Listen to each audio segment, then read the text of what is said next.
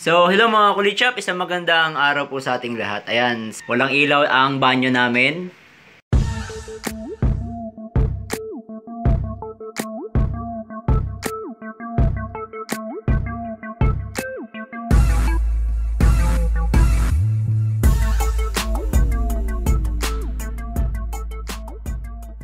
Alright, so ayan guys, walang ilaw yung banyo namin. So, na-check ko na yung bombilya. Ang palagay kong sira is itong switch. Ayan.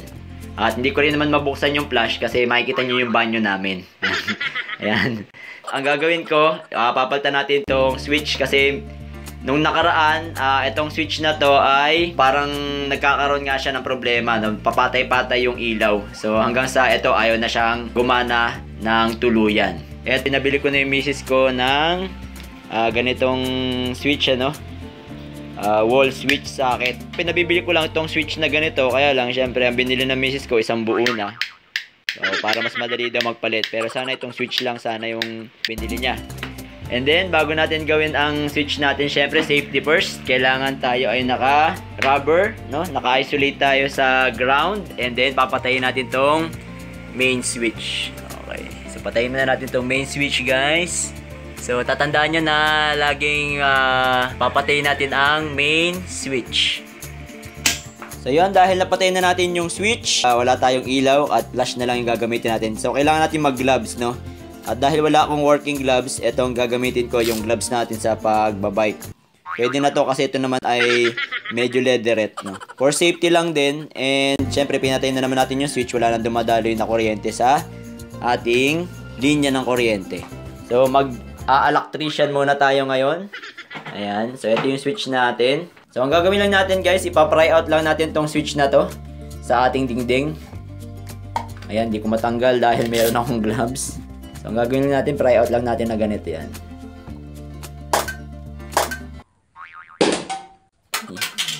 So, yung cover. Ayan po yung cover, So, ayan nga. Kaya sabi ko yung switch lang mismo yung ating papalitan kasi ito yung nakadikit dun sa ating switch, Ayan. So, ang gagawin natin, guys, para mapalitan natin yung switch is, ayan, tanggalin lang natin tong tornilyo.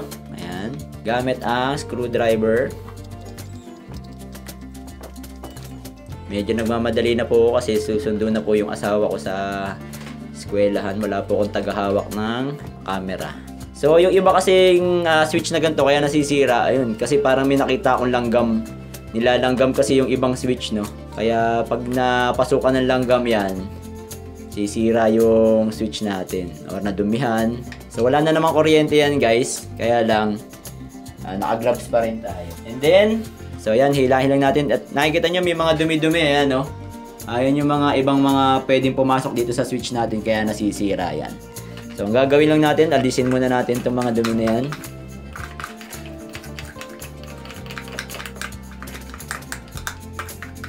So, yung ibang switch, guys, tulad nito, meron siyang screw sa gilid. Ayan, so tatanggalin nyo lang to para matanggal nyo yung mismong wire. Ayan.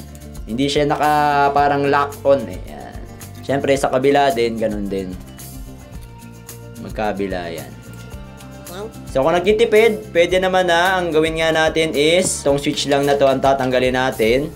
At para matanggal yon, i-unlock lang natin tong switch na to. Tatanggalin natin dito sa housing. Gagamit lang kayo ng flat screwdriver. Susungkitin nyo dito. Ayan. Para bumaba. So, pakita ko sa inyo, guys. So, ayan. Susungkitin lang natin na ganyan. Para magamit nyo pa yung pinaka switch. Tapos tutulak nyo ganyan. Ayan. So matatanggal nyo na siya dun sa pinaka-housing nyo. Ayan. So itatabi na lang natin yun, guys. Then, eto yung isa. So pag medyo mahigpit pa, luwagan nyo lang yung screw. Yun. So makapasin nyo, guys. So may mga laman na Ayun, Ayan. So yun yung nagpasira dun sa switch natin. So, pwede pa natin sana ito ma-repair pero papalitan na lang natin para sigurado tayo. So, ito naman yung ipapalit natin, Ayan. So, ang gagawin natin dito, guys, is ipapasok lang natin itong wire na to, So, Pasok lang natin dito. Yan. Ito kasi walang tornilyo sa gilid. Ayan. Parang lock clip na siya dun sa loob. So, kailangan maitusok mo siya ng mabuti dun sa loob. Hanggang sa mag-lock. And then, ito namang isa. Dito naman siya sa baba. So, wag niyong pagtatabihin ha. Dapat isa sa taas, isa sa baba.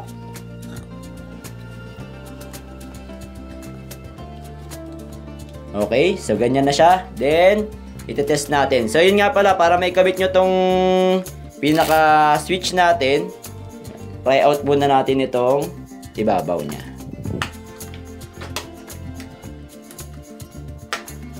Yan. So, test muna natin guys kung gumagana siya. Oh.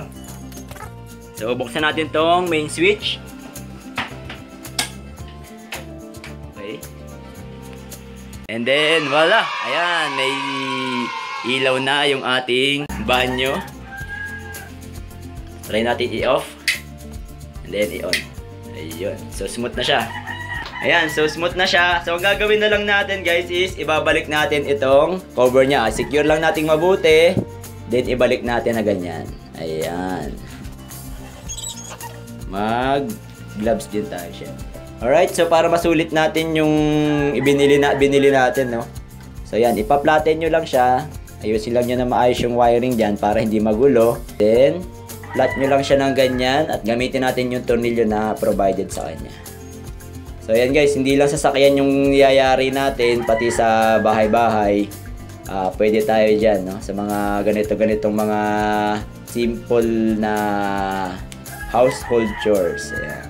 Basta pang lalaki sa atin yan. Pag pang babae, bahala na si Mrs. dyan. Pero pag inutusan tayo, susunod pa rin tayo. Ayan, so in place na siya. And then ito naman sa ilalim. Ito naman guys is standard ang size niyan eh. Bihirang-bihira yung hindi sila magkasukat. So hindi na natin tinonilyuhan yung binili natin bago kasi siya lock-on type. Okay? So testing ulit natin.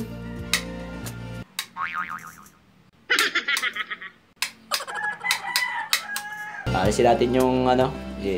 So patayin natin guys ang ilaw. O ayan, patay ang ilaw. Open. Okay, so okay na yung ating switch. Ayan.